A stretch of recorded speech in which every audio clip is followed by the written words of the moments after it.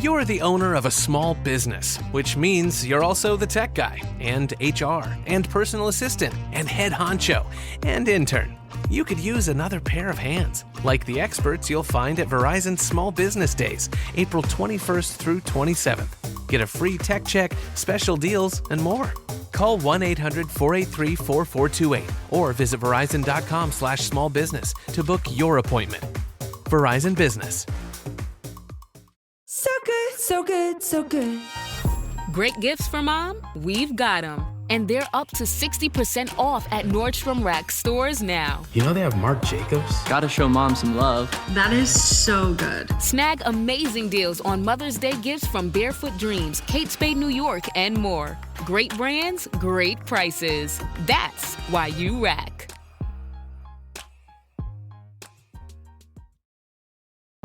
This episode is brought to you by Progressive Insurance. Fiscally responsible, financial geniuses, monetary magicians. These are things people say about drivers who switch their car insurance to Progressive and save hundreds. Visit Progressive.com to see if you could save. Progressive Casualty Insurance Company and Affiliates. Potential savings will vary, not available in all states or situations.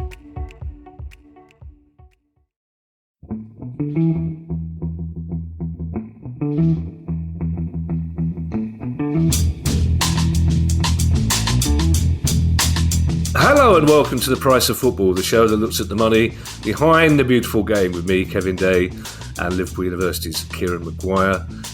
Kieran, I know we only spoke to each other about a minute ago, it was, before we did, after we did the interview, which we then made a cup of tea, came back to record this bit, pre the interview, but you will notice you've got a different view now. And that is because in the short space of time it took me to make a cup of tea, the smudge is now asleep on my chair, basically. And I could try and move her, but experience tells me that's a losing battle, like Fred Flintstone trying to keep the cat out for the night. So basically, I just took the path of least resistance and turned the laptop round. So you've got a view of the garden, basically. Well, I'm a little bit concerned looking at your garden. It appears that the weather's a bit gloomier than it is down here in Sussex. So that's got me thinking, do I need to get the washing in the next 10 minutes after we've had this chat? That's a good point. I don't know which way it's... Maybe I've just got the gloomy filter on, Kieran, which, or as Ali calls it, my face, basically. But yeah, it's a bit gloomy. It's much better than it has been the last. I've had such a miserable last week when it was really hot. It's not right. It's an interview today, Kieran, as I said, and it's a really interesting chat with Philadelphia-based Kyle Shestack, who is one of the directors, sort of co-owner of Dorking Wanderers, a team that we have talked about before. And it was interesting to get a catch-up and hear all about his background and his ambitions. And this is what Kyle had to say.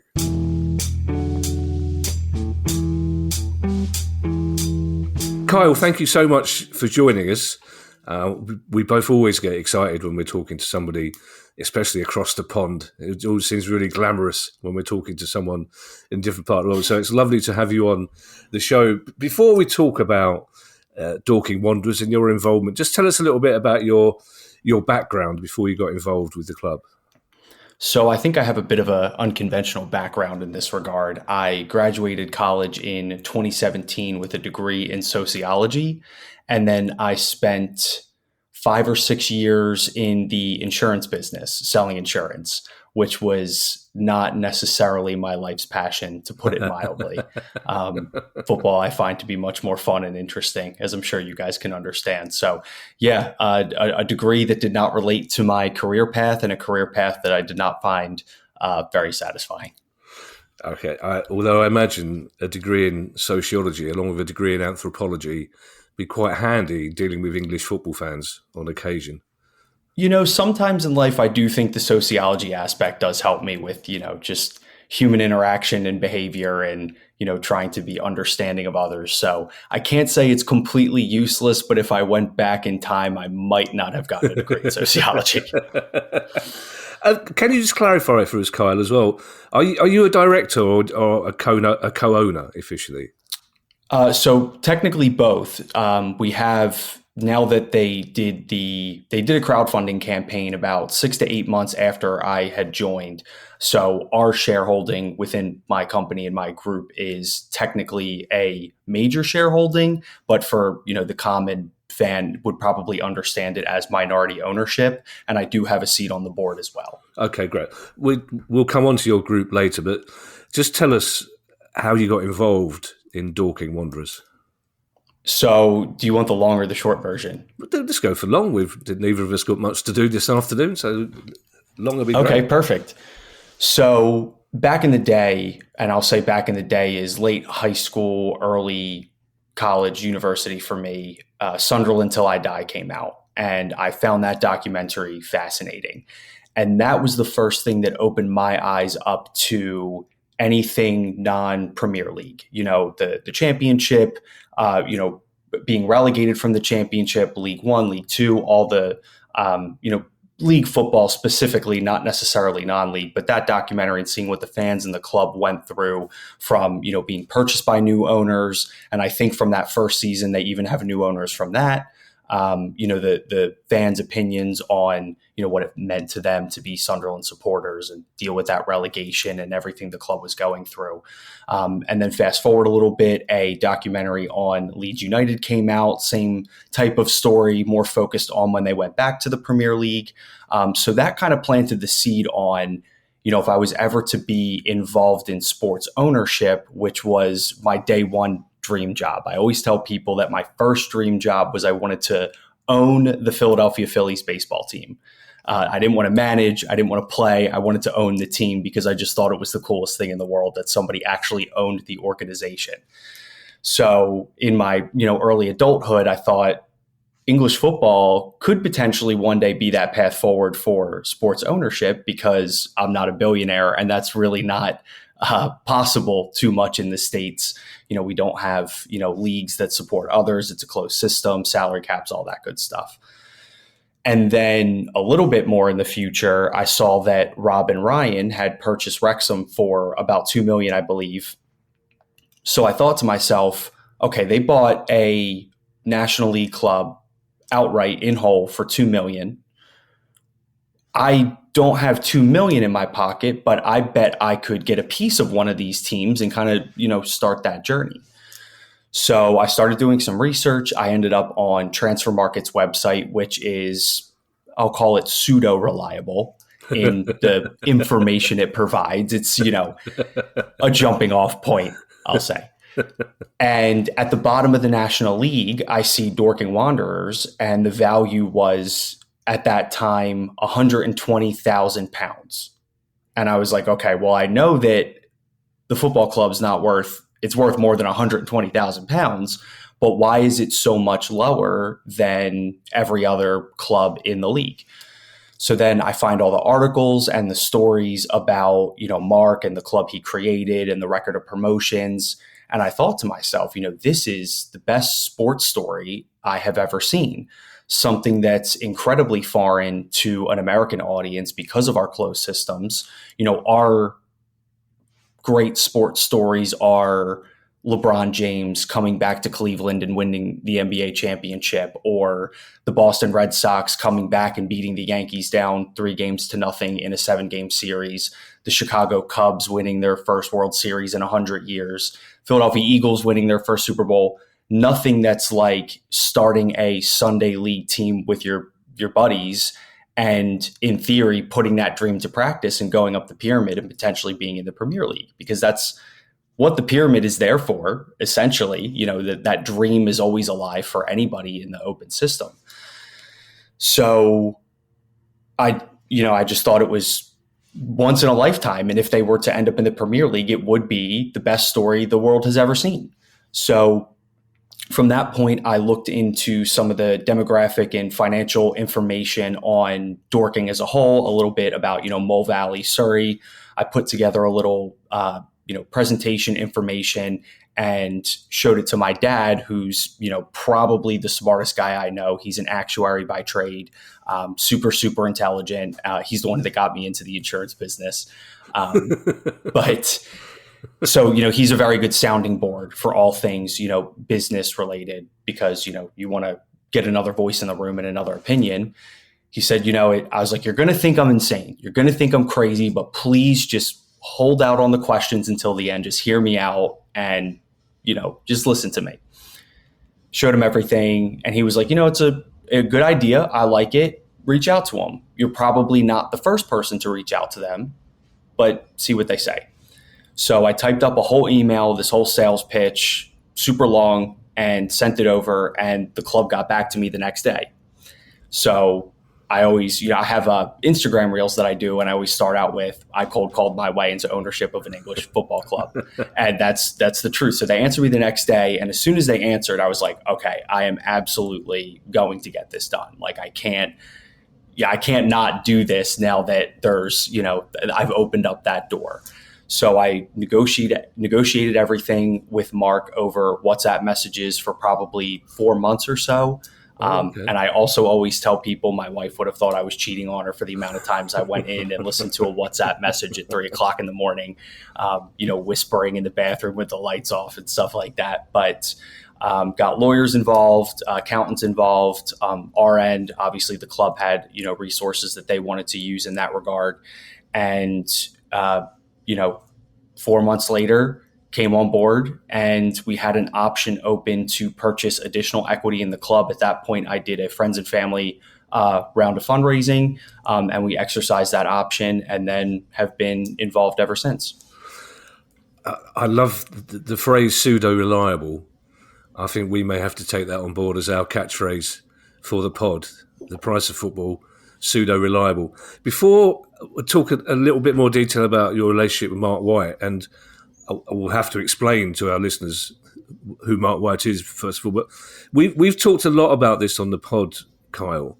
So I'm interested to get your perspective. Apart from the fact that English football is more financially accessible to a lot of American investors, what is the appeal? Because it seems that Americans at the moment are massively in love with English football. And I'm also interested to find out how you can use your American expertise, your American experience to develop a club like Dorking, which is a long way, as you said, from the American experience, isn't it? Sure. So again, outside of the financial aspect, I think because of how foreign the pyramid system is and the open structure is, there's some great fan bases here. Philadelphia, which I'm a fan of all their teams.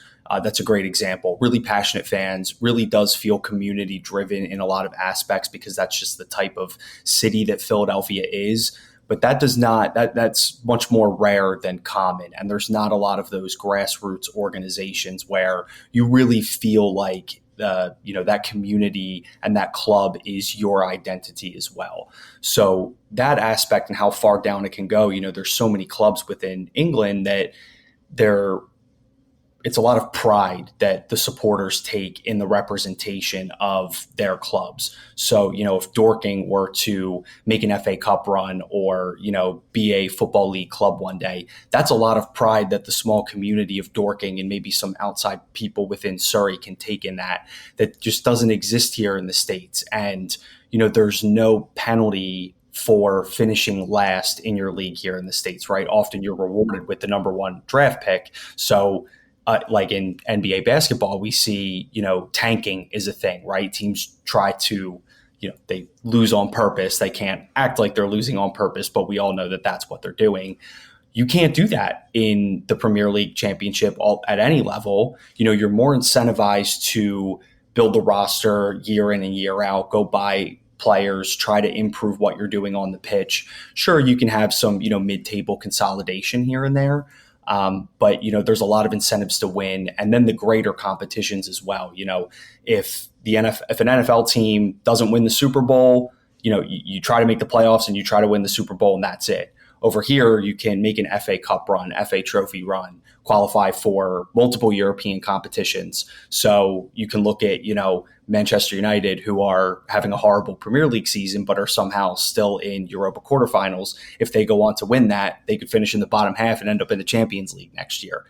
It's really cool. It's really interesting. And then there's more, financial stuff that's involved in that. So that whole aspect, I think, is a large part of the appeal. So, for those of our listeners who may not have heard our interview with Mark White a while ago, or may not have heard of Mark White, which I find difficult to believe, he's the founder of Dorking Wanderers, the owner, the manager, just had 1,000 games in 25 years, 12 promotions in that time, very, very good at swearing. We've learnt very good at swearing. There are very few people in the game like him. So when it comes to negotiating with somebody like that, I'm interested in when somebody is so wrapped up in the identity of the club. Did he welcome your interest? Was he reserved about it, suspicious, cautious? He was very, very welcoming. My interactions with Mark have always been nothing but pleasant, and that's the God's honest truth. I think Mark is always being authentic, but I was just seeing a different version of that. So on the pitch, you get Mark, and that's Mark being Mark. But in terms of negotiations, he was open to it. There was a couple different projects at that time that the team wanted to get done. So I think it was also a timing aspect as well. I think he understood that I was coming from a place of, being genuine and honest. And there wasn't, because at that time, I started my I call it a sports marketing company. I started that company after I acquired the equity in Dorking. So those ideas all came after. This initially was a passion project of mine, and just something really great and fun to do. So not that my business has really changed anything in terms of the relationship, but everything was genuine, and it was he was really great about everything, to be honest. I want to bring Kieran in here just for context. That pseudo reliable value for Dorking Wanderers, which is clearly way too low. Where would you value Dorking Wanderers at the moment, Kieran? I think it's always difficult to determine an appropriate valuation for a football club, because as well as the intellectual property, which I guess is what you were focusing on, Kyle, is there any real estate? Are there any training facilities that you're acquiring? So lots of things like that. So certainly looking at the accounts, it's a rarity. It's a club which wipes its own face. I think Mark has always been very smart when it comes to interacting with the local area, and therefore developing not just community but commercial links. So they made £500,000 of profit in their most recent year. As we said, Chelsea women's team are losing £7 or £8 million a year on revenue of 11 million, and that was Virtua. So there is no such thing as an appropriate valuation. Having said that, 200,000 on the face of it looks a bargain, but given where you are at present and the steps that I think you want to ascend, Kyle, to the EFL, which I imagine is your goal, I've seen clubs in the National League lose 4 or 5 million a year. So taking that into account, there's a case for saying, well, we need to bear that, and Kyle's just left the room now. We need to take that into consideration when if I'm about to buy a house and it turns out that it's got subsidence, or it needs major work doing, and that's going to cost me a lot of money. That has an impact upon what you're prepared to pay for that piece of property. So, looking at these numbers, on the face of it, it looks low, but given your ambitions, I can see why you've come to that sort of number. I'm going to come on, Kyle, to your ambitions and how much that's going to cost Dorking in a moment. But I'm interested to learn a little bit about your own sporting ventures. You mentioned the marketing company. Tell us about Supporters Sports Ventures. So Supporter Sports Ventures, or in short that I call it SSV, the goal of it in the long term, the vision of the company that I've spent a lot of time, because I left my full-time job in insurance about 2 years ago to run this company full-time. So I'm almost at the 2-year mark. And the idea of it is a grassroots MCO, taking all the advantages of multi-club ownership. But, I'm not a billionaire, and we're not going about it at that large scale from the start. So, whether it's having multiple assets that we can connect at a sponsorship level, or kit deals, or potential player pathways, all of those really great advantages minus the negative connotation of it all. is my long-term goal. So hopefully to rinse and repeat this process with Dorking, but the advantage, and Mark and the club understand, what I'm going for long-term. But the hook of the MCO, as I'm sure you guys very well understand, is you want an English club to be the feature, right? Because that's where the most money in the game is. And hopefully having everything support Dorking and their growth. And like I said, rinse and repeating that process. I also have ownership in an academy that's based in Sheffield. So hopefully trying to work in some player pathway stuff in this process. Because it's not, unless you have regular starting minutes in Major League Soccer or men's national team experience, you can't just come over and play for England. So even if an American fits the talent bill for Dorking Wanderers, they can't receive that approval. They can't get a GBE that easily to come and play for Dorking. So trying to connect the fact that the game is growing over here in the States and there's a lot of talent that would fit the National League level, and trying to figure out a way that we can bring those players over back into England, hopefully for Dorking, and have extra resources in terms of talent as well.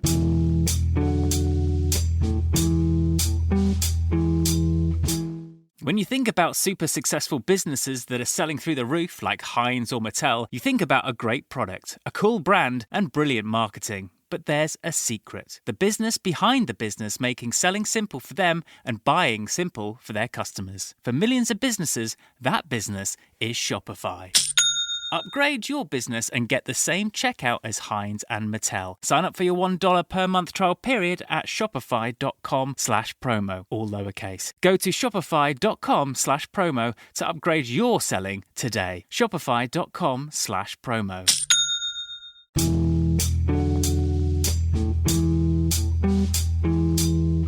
Was there any particular reason why you went for an academy in Sheffield, which is a brilliant city, but very different to leafy Dorking, isn't it?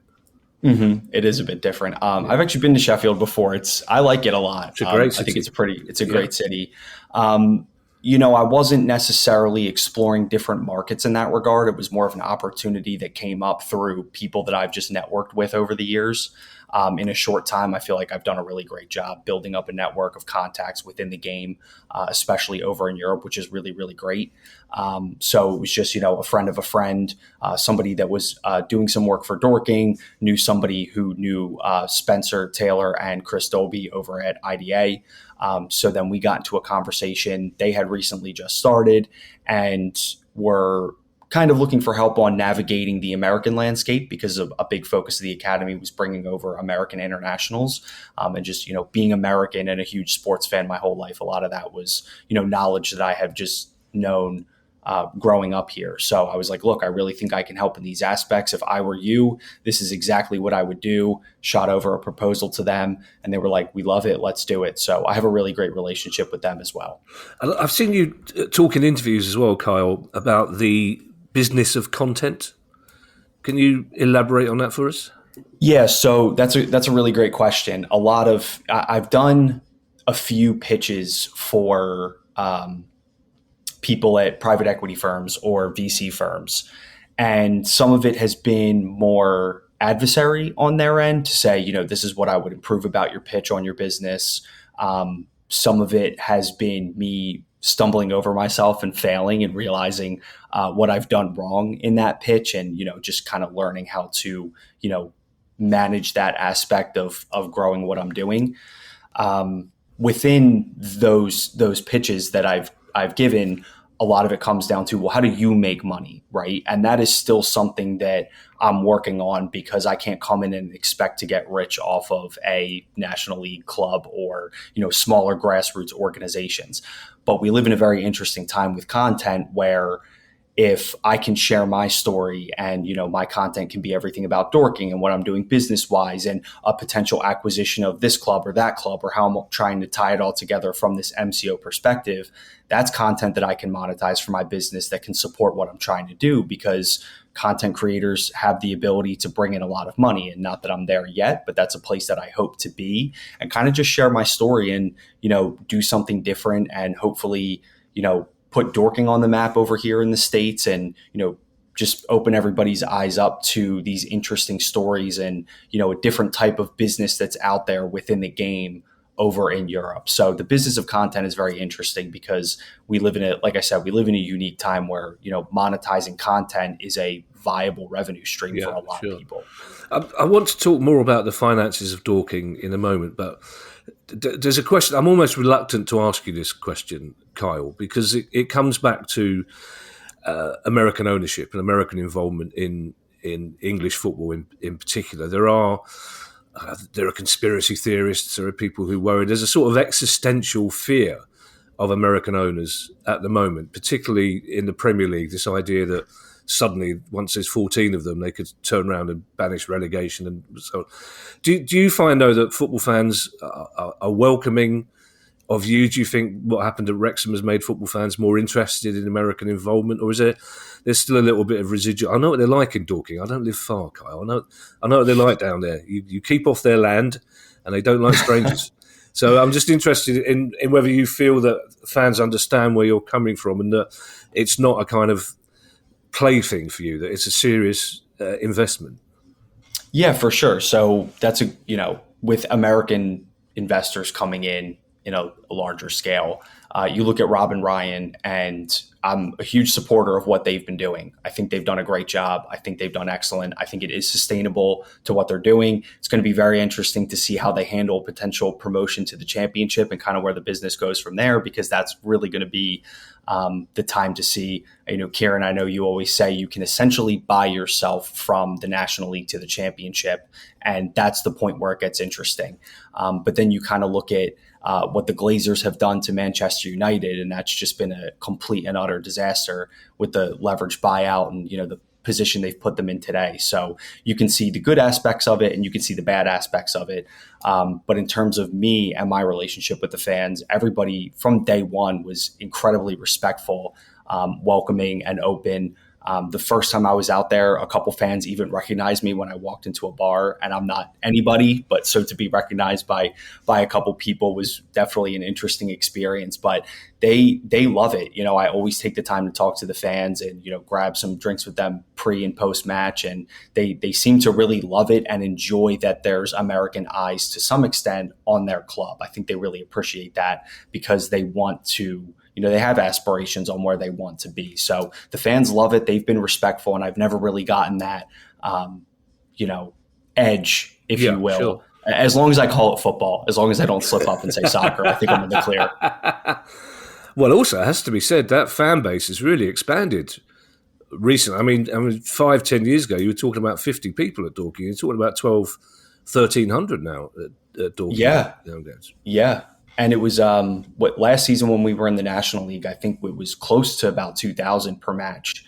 And I'll be there. I was telling Kieran, I'll be there next week going to the match on Friday and Monday. Monday, Worthing away, we've sold about 600 away tickets. So it'll be our largest away match ever, which is, something I really want to be there for, right? And that's not nothing. So from an American perspective, they might think, okay, 600 fans at an away match, like big deal. For a club of Dorking size and history, that's really impressive and really exciting. So I think that they definitely have the potential to keep that attendance up. And I kind of look at their market of potential fans as Surrey as a whole, because there's no league football club in Surrey. Yeah. And the biggest I would say is probably Woking. So outside of that, that spot is kind of for the taking in terms of, attracting more fans in the stands.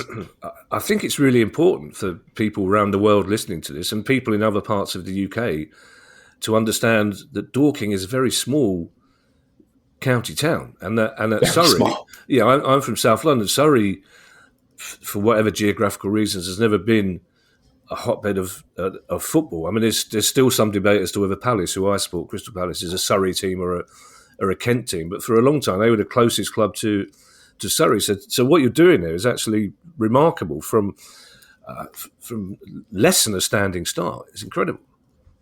Yeah, absolutely. Like I said, I get the question all the time of, you want to know if the market can support the growth of the club. If we end up in League Two, are we going to be able to have League Two attendance on a consistent basis?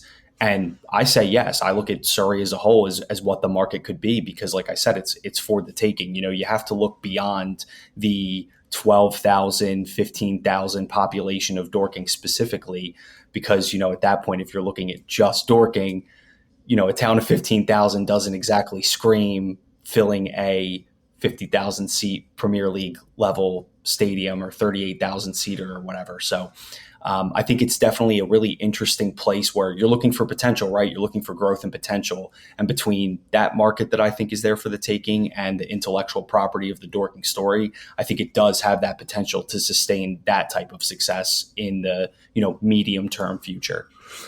I'll bring Kieran back here if you don't mind, because there is an irony, Kieran, that we have discussed before, that for some clubs, especially if they've got an artificial pitch, promotion to the EFL can be a bit of a financial hit initially, can it not?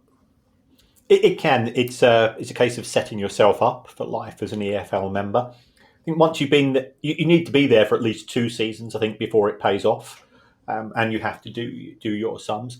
You get the benefit of Premier League solidarity payments. You get the benefit of the EFL's own TV deal. And you are on the map. You are one of the 92. And it's amazing how your profile increases.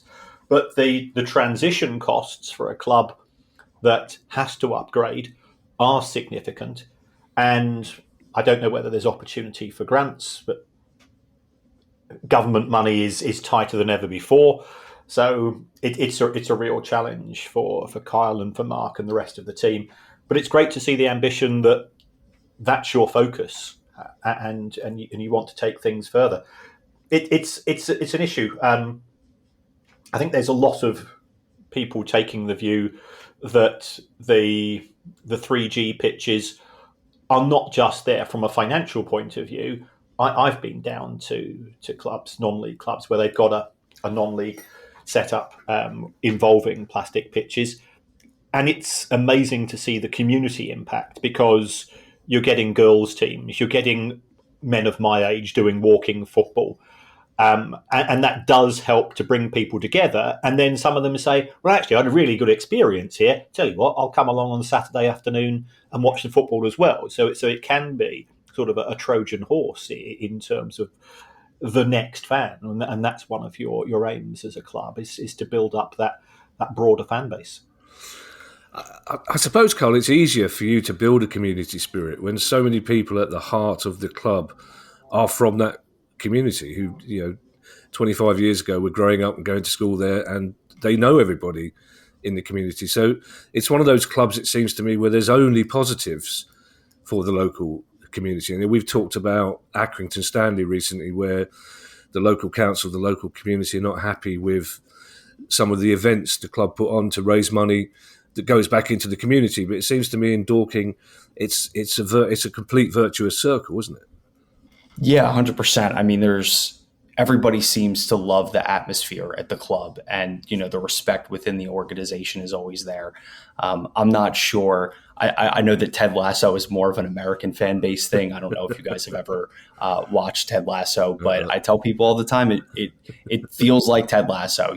How everybody he grows this culture within AFC Richmond. And that's what it feels like when I'm over in Dorking. So that trickles down to a lot of things of what you guys are talking about. Although in the long term, I personally, I love the community aspect and want to maintain that as much as possible. Would love to play on a grass pitch one day to avoid some of the injury problems that we've been having, because that is something that has derailed a couple stretches of different seasons. That we obviously would like to, keep everybody as healthy as possible. Yeah, I have a slight issue with Ted Lasso. If there are new people listening, I was asked to perform a cameo role as myself in Ted Lasso, and the Americans decided they wanted somebody else to play myself. So it's any intention I ever had of watching it has since been out the window. And Can you say who they had play you? I wouldn't like to embarrass the young man, really, who was much younger and much more handsome than I was. But it's a bit of a blow to the ego, and the word comes back. The Americans would rather have somebody they've heard of playing you, which is fine. It was Jamie Tart, wasn't it? I honestly don't know. But you don't know. Okay. I've got two more questions for you, Carl. First of all, as you spoke about being a lover of American sport, and it's very difficult not to watch the US Masters last night and get caught up in US sport. But were you surprised, taking the Premier League out of the equation and taking the Championship out of the equation, were you surprised by the huge financial disparity between sports in this country and in America? Because the numbers are just ludicrous, aren't they? The comparison. Not necessarily surprised, because if we're removing the Premier League from the equation and the Championship as well, like I said, all of our top flight leagues that everybody follows are top flight leagues where, none of the clubs have that threat of being removed. So we also live in a huge country with a ton of different big cities. So it doesn't surprise me that, people follow the NBA, NHL, MLB, NFL, and then you kind of work down the pyramid and you get to the National League. That's another part of it. Like, that just doesn't really exist as much here. So there's almost no comparison in that regard, if that makes sense. Yeah, sure. And finally, what is a realistic short-term ambition for Dorking Wanderers? League football, 100%. I think that, it would take a lot, and it's going to take a team effort and a lot of things to go the right way. But the ambition, in my opinion, is League Two, and that's what I'm laser focused on. So anything that I do in terms of like big picture with the club or trying to get more eyes on the club or different projects, that's what I have in mind. And I think a lot of people within the club have that view as well. Obviously, I don't want to get too far ahead of ourselves because we still have to get out of the National League South before we start thinking about the football league. But that's I think where we want to be, and kind of see how the business and organization can grow and change from that point. I mean, it would be fantastic to see Dorking Wanderers playing AFC Wimbledon or Bromley. That's, from the neck of the world. I mean, that would be a great thing for you to see, wouldn't it? It would be, especially because Mark grew up a Wimbledon fan and kind of started Dorking off some disillusion of, everything that went involved with Wimbledon. So I'm looking forward to Mark managing against his boyhood club one day. That would definitely make for a heck of a story. Yeah, they may have to take the microphone away. The swear machine the beep machine would be going quite a lot with that one. He's going to get a touchline ban before the match even kicks off. Kyle, it's been a pleasure talking to you. It's been really interesting to get your insight and hear about your experiences. So we wish you all the best. Third in the table at the moment, I believe. Let me check. We might have dipped a little bit below. We're currently fifth. Oh, you're fifth. I beg your pardon. Currently fifth, but it's a close race. So we're 4 points from the top. Yeah, and you're taking 600 fans to an away game, which is incredible. Exactly. Great. Okay, well, we wish you the best. And it's been lovely to talk to you. Thanks, Kyle. Awesome. Thank you guys so much.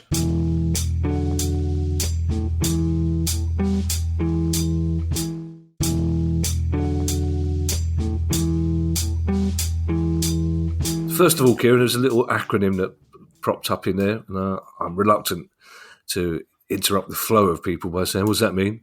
Because I'm not a fan of acronyms, but GBE, Kieran, that means? GBE stands for Governing Body Endorsement. And if you want a work visa for the UK, it is now a points-based system. So therefore, if you want to be a professional footballer or a semi-professional footballer, there are thresholds such as how much is your current salary, what is the salary on offer at the club to want to play in the UK, do you have international caps, and so on. And on a broader scale, we have seen this become an increasing issue as far as players coming to the Premier League and the EFL historically. And I think it's a much bigger issue if you're trying to attract players from outside of the UK for National League South level, given that the level of remuneration is that much lower. So it can be challenging. There are ways and means of addressing it, and it I think it's intriguing that Dorking are looking to be on these shores to try to recruit players. And from the way that he was talking, that is there a pathway for American players? Because American football, or American soccer, as they would say over there, is to a certain extent a very closed league, and therefore it could be that the availability of players, it means that some are not getting games or not getting clubs because there's a restricted number of opportunities there. Yeah, two things I'd like to pick up on, Kieran. I really enjoyed that interview, I have to say. And I found it really interesting to get the perspective of an American as to how he found himself at this level of English football and how much he's enjoying it. But also I thought it was refreshing that Kyle was happy to admit he wouldn't mind making money out of it as well, because quite often we hear from American investors in particular, no, it's just we thought it'd be fun and we thought it'd be a challenge. We wanted to do a Wrexham. The idea of being honest about the fact they could make a few bob out of it, which is why they're doing it. But it was refreshing to hear Kyle say that if he could make some money on the way, then that's good for Dorking and good for him. Yes, I don't think it was his primary motivation. And if anybody ever comes to me, and I do end up here in some very, very weird Zoom conversations on occasion, normally with international investors. And that's the first thing that I ask them. Why are you doing this? It can be emotionally draining. It will almost certainly be financially draining unless you find somebody else to take it off your hands at a higher price at a later date. But I think it's also indicative of a cultural divide, in the sense that I think at this country, we think of profit as a dirty word when it comes to football, whereas for somebody such as Kyle, it's perfectly part of the game. You've only got to look at the complete difference in attitudes towards revealing salaries in this country, again, compared to the United States. The American sports authorities, they tell us how much the contracts are worth, and then there's no fuss. There's no, because you've got definitive figures, therefore there's no need for speculation. And I think there is a pride in America. Sort of the American dream is based on becoming successful, and one way of measuring success, and there are many non-monetary ways of doing it, is to say, oh, look, this is how much money it's generating for me. And they go, yeah, that's fine. Whereas our English reserve is very different. Yeah, and we're also hearing this concept of content a lot more, Kieran, aren't we? In particular from American investment, this idea that you can actually, in a way, make money from the story itself, that you invest and then you tell the story and you make money from the content. That's a relatively new concept, isn't it, for us in England? It is. That has been spectacularly successful for Reynolds and McElhenney, as we've seen. I think you do need an ongoing story. So finishing 12th in the same division, season in, season out, you've got a limited amount of space there. Whoa! Why did you choose? I wasn't even thinking about Palace. I was just saying in general. Oh, really? Okay. Some of us, I would happily make a film about finishing 12th in the Premier League. As you say, there's no interest in it whatsoever. So I think that there has to be a narrative. Is there a danger of story fatigue when it comes to football? There is, just as there is a danger of fatigue in anything. People do have limited amounts of money, but if you sell it to one of the big streaming organisations, that can be certainly beneficial. And as we've seen with Welcome to Wrexham, it really does open up doors in a variety of ways. So I think he's absolutely right that our ideas of football are somewhat outdated in modern society, in the sense that you're open 20 to 25 days a year for business, because it's not a case of making money, it's a case of losing money. You're not even breaking even under those circumstances. So broadening the revenue streams has a lot of merit. Trying to get, horrible phrase, trying to get brand loyalty into your football club when there's 116 down as far as National League itself, and now of course with Dorking we're going a further tier below. Is not that easy, but not that easy is not the same as impossible. Just heard a couple of seagulls flying overhead, Kieran. I tried to turn around and see whether they're heading for your direction, but it was impossible. So I did notice Smudge opened one eye, realised they were seagulls, thought she'd better leave it. Interesting though, Kieran, in the years to come, when there will inevitably be talking heads programmes on Sky or Channel 5 about the influence of Welcome to Wrexham, the Sunderland documentary crops up as many times as the Welcome to Wrexham. That seemed to be incredibly influential. It seemed to be a lot of people in the States whose interest was first piqued by that documentary. Yes, and I think like all really good sports documentaries. So I remember I've got no interest in Formula One, but I remember watching Senna. It was fascinating. If you take a look at, was it Last Dance, about basketball? Again, I've watched two basketball matches in my life. Yeah, it's fun to watch, but I've got no interest. What that managed to do was to realise that good sports documentaries are not about the sport; it's about the people. And if there is a narrative there, and anybody that's watched Sunderland Till I Die, even though you know the outcome in advance, because it is clearly a retrospective, the fascinating thing there was the individual stories of both success and not success that people were looking for, and how people got on. That was really intriguing. And if it's well recorded and well edited, then you've got a fascinating product. It's a great show, Sunderland Till I Die.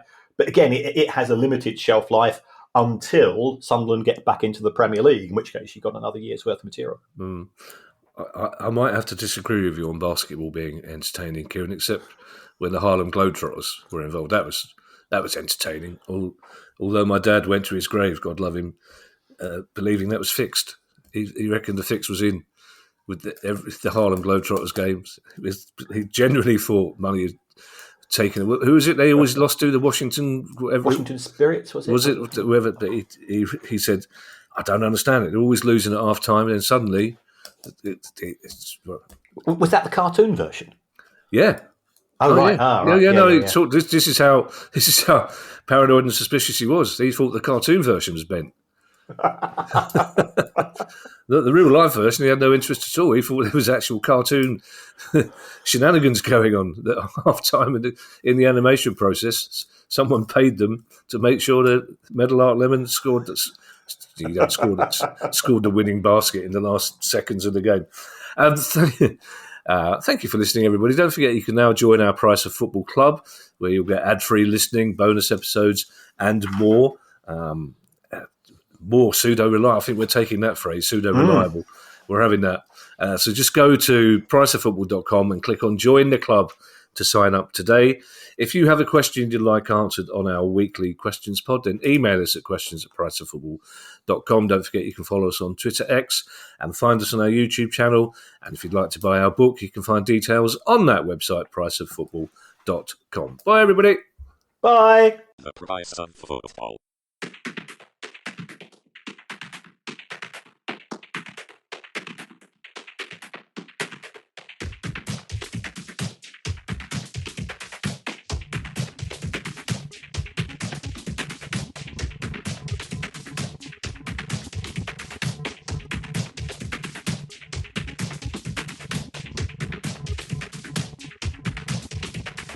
The Price of Football.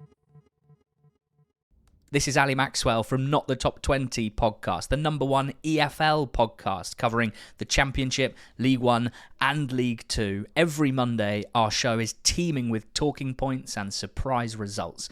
These leagues and the characters within them are unpredictable and constantly entertaining in their nature. And we never have to speak about VAR.